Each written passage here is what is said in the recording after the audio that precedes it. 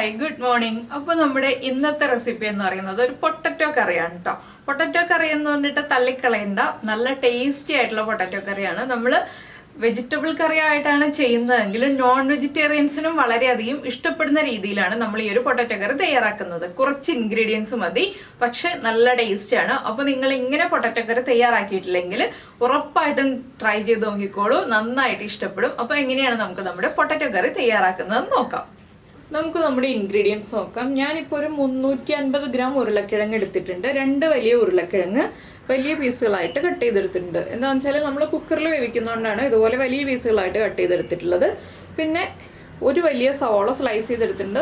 ചെറിയ സവോളയാണെങ്കിൽ 2 എണ്ണം എടുത്തോളൂ, കനം കുറച്ച് സ്ലൈസ് ചെയ്തെടുക്കുക കേട്ടോ. പിന്നെ ഒരു മീഡിയം വലിപ്പമുള്ള തക്കാളി ചെറിയ ക്യൂബ്സ് ആയിട്ട് കട്ട് ചെയ്തെടുത്തിട്ടുണ്ട്. ഒരുപാട് വലുതായിട്ട് കട്ട് ചെയ്യേണ്ട. തക്കാളിയൊക്കെ നമുക്ക് വഴറ്റിയെടുക്കാനുള്ളതാണ്.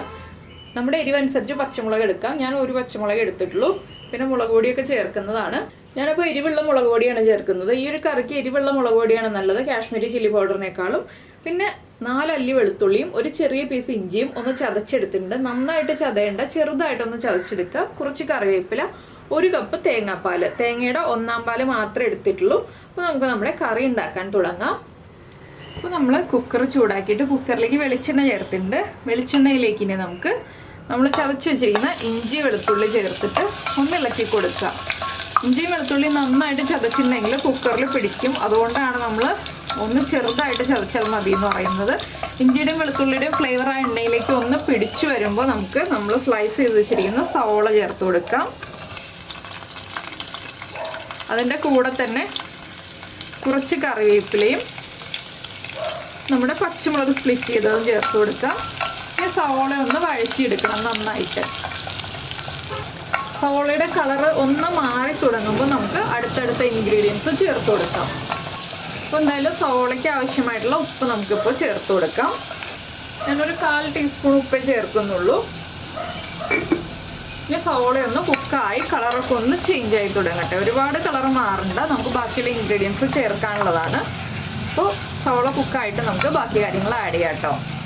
അപ്പോൾ നമ്മുടെ സവോള ഏകദേശം ഒരു 70% കുക്കായിട്ടുണ്ട്. ഇതിലേക്ക് നമുക്കിനി നമ്മൾ കട്ട് ചെയ്ത് വെച്ചിരിക്കുന്ന തക്കാളി ചേർത്ത് കൊടുക്കാം. ഇനി ഈ തക്കാളിയും കൂടി നന്നായിട്ട് കുക്കായി ഒന്ന് ഉടഞ്ഞു വന്നതിന് ശേഷം വേണം നമുക്ക് ബാക്കിയുള്ള കാര്യങ്ങൾ ആഡ് ചെയ്യാനായിട്ട്. അപ്പോൾ ഇതിലേക്ക് ഇനി ഞാനിപ്പോൾ ഉപ്പ് ചേർക്കുന്നില്ല കേട്ടോ. നമ്മൾ സവോളയ്ക്ക് ഉപ്പ് ചേർത്തല്ലോ, അതുകൊണ്ട് ഇനി തക്കാളി കുക്കായി വരട്ടെ. തക്കാളി ഒന്ന് ഉടഞ്ഞു വരുന്നത് വരെ നമ്മൾ കുക്ക് ചെയ്തെടുക്കുക. അപ്പോൾ നമ്മുടെ തക്കാളിയൊക്കെ ഒന്ന് ഉടഞ്ഞു തുടങ്ങിയിട്ടുണ്ട്. നമുക്ക് ഫ്ലെയിം കുറച്ചിട്ട് ഇതിലേക്ക് പൊടികൾ ചേർത്ത് കൊടുക്കാം. ഒരു 1/4 ടീസ്പൂൺ മഞ്ഞൾപ്പൊടി, 1 ടേബിൾ സ്പൂൺ മല്ലിപ്പൊടി, പിന്നെ ഞാൻ പറഞ്ഞല്ലോ എരിവുള്ള മുളക് പൊടിയാണ് ചേർക്കുന്നതെന്ന്, അതുകൊണ്ട് 1/2 ടീസ്പൂൺ എരിവുള്ള മുളക് പൊടി, പിന്നെ ഒരു 1/4 ടീസ്പൂൺ ഗരം മസാലപ്പൊടി. ഇത്രയും ചേർത്തിട്ട് നന്നായിട്ട് ഈ പൊടികളൊന്ന് കുക്കായി വരുന്നത് വരെ 1 മിനിറ്റ് ഒന്ന് ഇളക്കി കൊടുക്കുക. ലോ ഫ്ലെയിം ആയിരിക്കണം. വെളിച്ചെണ്ണ കുറച്ച് കൂടുതൽ വേണം കേട്ടോ ഇതിൽ, അപ്പോഴേ നമ്മുടെ പൊടികൾ കറക്റ്റായിട്ട് കുക്കായി വരുള്ളൂ. അതുപോലെ തന്നെ നമുക്ക് ഉരുളക്കിഴങ്ങിലേക്ക് ഈ പൊടികളൊക്കെ ഒന്ന് മിക്സായി കിട്ടുകയും ചെയ്യുള്ളൂ. അപ്പോൾ ഒരു 3/4 മിനിറ്റ് വരെ നമ്മളൊന്ന് കുക്ക് ചെയ്തെടുക്കുക. പൊടികൾ ചേർത്തിട്ട് ലോ ഫ്ലെയിമിൽ വെച്ചിട്ട് തന്നെ ഇളക്കിക്കൊണ്ടിരിക്കുക. ഇനി നമുക്ക് ചെയ്യേണ്ടത് എന്താണെന്ന് വെച്ചാൽ ഇതിലേക്ക് നമ്മൾ കട്ട് ചെയ്ത് വെച്ചിരിക്കുന്ന ഉരുളക്കിഴങ്ങും കൂടി ചേർക്കുക. ഇനി ഈ നമ്മുടെ മസാല മുഴുവൻ ഉരുളക്കിഴങ്ങിലേക്ക് പിടിച്ചു വരുന്ന രീതിയിലൊന്ന് ഇളക്കി മിക്സ് ചെയ്യുക. 1 മിനിറ്റോളം നമ്മളിതൊന്ന് ഇളക്കി കൊടുക്കുക. ഇനി ഫ്ലെയിം കൂട്ടി വയ്ക്കാം. ഉരുളക്കിഴങ്ങും കൂടി ചേർത്തതുകൊണ്ട് തന്നെ പൊടികൾ കരിഞ്ഞു പോവില്ല. നമ്മൾ നന്നായിട്ടൊന്ന് ഇളക്കി മിക്സ് ചെയ്ത് കൊടുക്കുക. ഇനി ഉരുളക്കിഴങ്ങിന് ആവശ്യമായിട്ടുള്ള ഉപ്പും കൂടി ചേർത്ത് കൊടുക്കുക. ഈ ഉപ്പും കൂടി ചേർത്തിട്ട് നന്നായിട്ട് 1 മിനിറ്റ് ഇളക്കി മിക്സ് ചെയ്തതിന് ശേഷം നമ്മളിതിലേക്ക് ആദ്യം ചേർക്കുന്നത് വെള്ളമാണ്. അതിന് ശേഷമാണ് നമ്മൾ തേങ്ങാപ്പാൽ ചേർക്കുന്നത്. പക്ഷേ ഇത് ഒരുപാട് ഗ്രേവിയുള്ള കറിയല്ല, കുറച്ച് ഗ്രേവിയുള്ള കറിയാണ്. അപ്പോൾ നിങ്ങളുടെ കയ്യിൽ തേങ്ങയുടെ 2/2 പാൽ ഉണ്ടെങ്കിൽ വെള്ളത്തിന് പകരം തേങ്ങയുടെ 2/2 പാൽ ചേർത്താലും മതി. ഞാനിപ്പോൾ കുറച്ച് വെള്ളം ചേർത്താണ്, ഒരുപാട് വെള്ളം ചേർക്കുന്നില്ല. ഒരു 1/4 കപ്പ് വെള്ളം ചേർക്കുന്നുണ്ട്. 1/4 കപ്പ് വെള്ളം ചേർത്തിട്ട് ഒന്ന് മിക്സ് ചെയ്യുന്നുണ്ട്. ഇനി നമുക്കിതിലേക്ക് തേങ്ങയുടെ 1/4 പാല് ചേർത്ത് കൊടുക്കാം. തേങ്ങാപ്പാൽ ഞാനൊരു 3/4 കപ്പാണ് കേട്ടോ ചേർക്കുന്നത്. തേങ്ങാപ്പാലും കൂടി ചേർത്തിട്ട് നന്നായിട്ട് ഇളക്കി മിക്സ് ചെയ്യുക. ഉപ്പ് കുറവാണെങ്കിൽ നമുക്ക് ഉപ്പ് ആഡ് ചെയ്ത് കൊടുക്കാം. ഒന്ന് ടേസ്റ്റ് ചെയ്ത് നോക്കുക ഉപ്പ് കുറവാണോ എന്നുള്ളത്. ഉപ്പ് കുറവാണെങ്കിൽ ഉപ്പ് ആഡ് ചെയ്ത് കൊടുക്കണം. അതിനുശേഷം നമ്മൾ ഹൈ ഫ്ലെയിമിൽ വെച്ചിട്ട് തന്നെ 2 വിസിൽ വരുന്നത് വരെ കുക്ക് ചെയ്തെടുക്കുക. ഇതിലേക്ക് ഇനിയിപ്പോൾ വേറെ കാര്യങ്ങളൊന്നും ആഡ് ചെയ്യാനില്ല. 2 വിസിൽ വരട്ടെ. അപ്പോൾ 2 വിസിൽ വന്ന് കംപ്ലീറ്റ് പ്രഷർ പോയതിന് ശേഷം മാത്രം നമ്മൾ തുറക്കാൻ പാടുള്ളൂ. അപ്പോൾ ഇനി 2 വിസിൽ വന്നു കഴിഞ്ഞിട്ട് ബാക്കിയുള്ള കാര്യങ്ങളൊക്കെ പറയാം.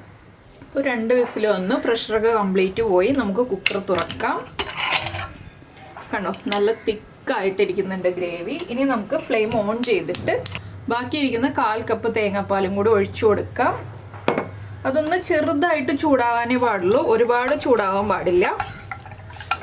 അപ്പോൾ ഇങ്ങനെ കുറുകിയ രീതിയിൽ, ഒരുപാട് കുറുകിയതും അല്ല ഒരുപാട് ലൂസായിട്ടും അല്ലാത്ത രീതിയിലുള്ള ഒരു ഗ്രേവി ആയിരിക്കും. ഇനി ഇതൊന്ന് ആവി വരാനേ പാടുള്ളൂ കേട്ടോ. ഈ തേങ്ങാപ്പാൽ ചേർത്തിട്ട് ഒന്ന് ആവി വന്ന് തുടങ്ങുമ്പോൾ തന്നെ നമ്മൾ ഫ്ലെയിം ഓഫ് ചെയ്യണം. ഇളക്കി കൊടുത്തുകൊണ്ടിരിക്കുക. ഉരുളക്കിഴങ്ങ് വലിയ പീസായതുകൊണ്ട് ഉടഞ്ഞു പോവില്ല. ഇനി നമുക്കിതിലേക്ക് ആവി വന്ന് തുടങ്ങുമ്പോൾ തന്നെ കുറച്ച് മല്ലിയിലയും, ഒരുപാട് മല്ലിയിലയും വേണ്ട, എല്ലാം ചെറിയ അളവിൽ മതി. അതുപോലെ തന്നെ കുറച്ച് കറിവേപ്പിലയും ചേർത്ത് ഒന്ന് ഇളക്കി മിക്സ് ചെയ്യാം. അപ്പോൾ നല്ല ടേസ്റ്റി ആയിട്ടുള്ള നമ്മുടെ ഉരുളക്കിഴങ്ങ് മസാലക്കറി റെഡി ആയി കഴിഞ്ഞു. നമുക്ക് ചപ്പാത്തിയുടെ കൂടെയും അപ്പത്തിൻ്റെയും ഒക്കെ കൂടെ കഴിക്കാൻ പറ്റുക നല്ലൊരു കറിയാണ്. വളരെ എളുപ്പത്തിൽ തയ്യാറാക്കാനും പറ്റും. അപ്പോൾ നിങ്ങൾ ഇങ്ങനെ ഉരുളക്കിഴങ്ങ് കറി ഉണ്ടാക്കി നോക്കിയിട്ടില്ലെങ്കിൽ ഉറപ്പായിട്ടും ട്രൈ ചെയ്തോളൂ. നല്ല ടേസ്റ്റാണ്. അപ്പോൾ എല്ലാവരും ട്രൈ ചെയ്ത് നോക്കിയിട്ട് അഭിപ്രായങ്ങളൊക്കെ അറിയിക്കുക. പിന്നെ കമൻറ്റ് ചെയ്യാനും ലൈക്ക് ചെയ്യാനൊന്നും മറന്നുപോയില്ലല്ലോ. ഉറപ്പായിട്ടൊന്ന് കമൻറ്റ് ചെയ്യണേ, ഇഷ്ടമായോ ഇല്ലയോ, അല്ലെങ്കിൽ നിങ്ങൾ ഇതുപോലെ ഉരുളക്കിഴങ്ങ് കറി ഉണ്ടാക്കാറുണ്ടോ എന്നൊക്കെ. ഞാൻ ഫ്ലെയിം ഓഫ് ചെയ്തു കേട്ടോ, ആവി വരുന്നുണ്ട്.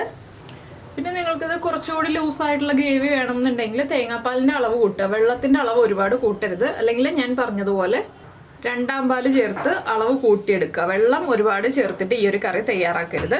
അപ്പോൾ എന്തായാലും എല്ലാവരും ട്രൈ ചെയ്ത് നോക്കുക. നമുക്ക് നമ്മുടെ അടുത്തൊരു റെസിപ്പിയുമായിട്ട് അടുത്ത ദിവസം വീണ്ടും കാണാം.